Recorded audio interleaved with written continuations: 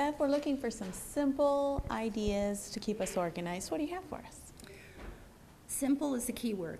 People hate paperwork, and so you've got to make it easy. If you're one that's in and out of your car, going and getting supplies and such, get a manila folder, get a file folder, anything like that, and put it in the pocket of the car.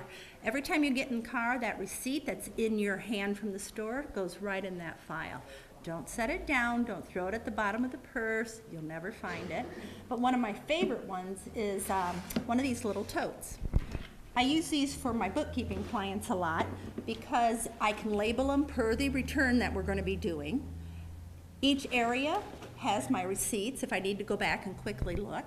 And when I'm ready to do taxes, it's a matter of just closing it up. I can hand my preparer, which is me, the summary sheet of my expenses, and if I need to back anything up, I can always go look real quick into the little file. And the best part is, taxes are done.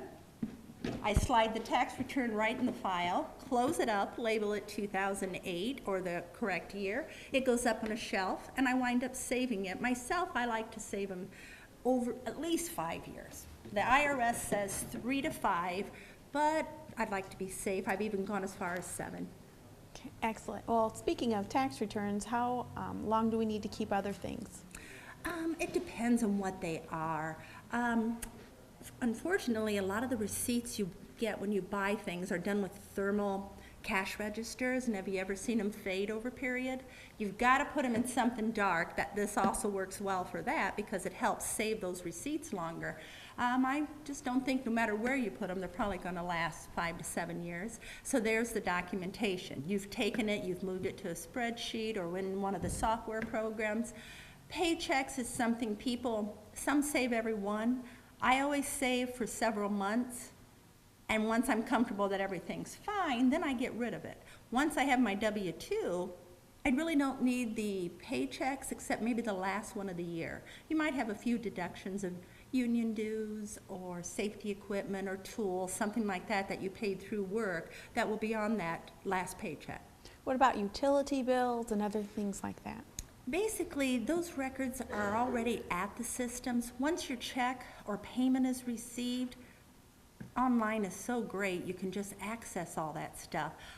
If it's going to be a deduction in a business use, a home, or for your business itself, then yeah, you want to keep them with your records for the probably 5 to 7 years. For personal use at home though, once paid after a year, you probably don't have to have it because your records, if they're correct at the utility company, you won't need to keep them more than that year. So as we go ahead and get rid of those type of things and send them to the recyclers, what things should we be shredding? Anything with a name and numbers is my philosophy. Everything is so accessible nowadays, and in here we shred, double shred, cross-cut shred, and even hire a shredder because confidentiality is a key item anytime with bookkeeping, with taxes. So if in doubt, shred it. Bev, what do we need to know about bookkeeping?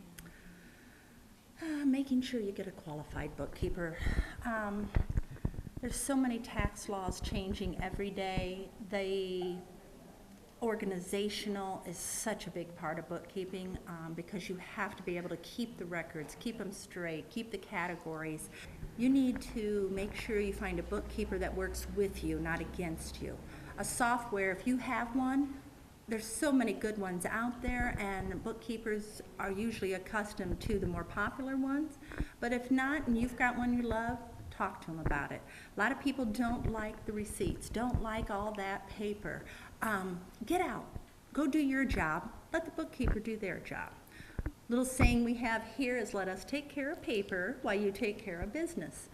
Take it to a bookkeeper, let them organize it for you, stay in touch with them because they need to educate you on what your deductions are, because truly to get all of them and get the best return possible at the end of the year, you need to know what your deductions are.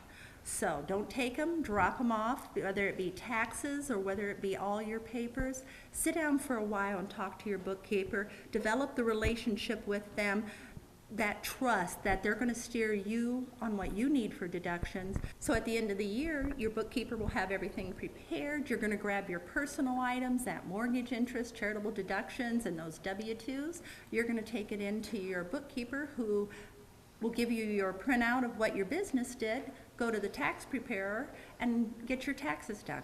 No stress, no last minute stuff. It's all taken care of for you, stress-free.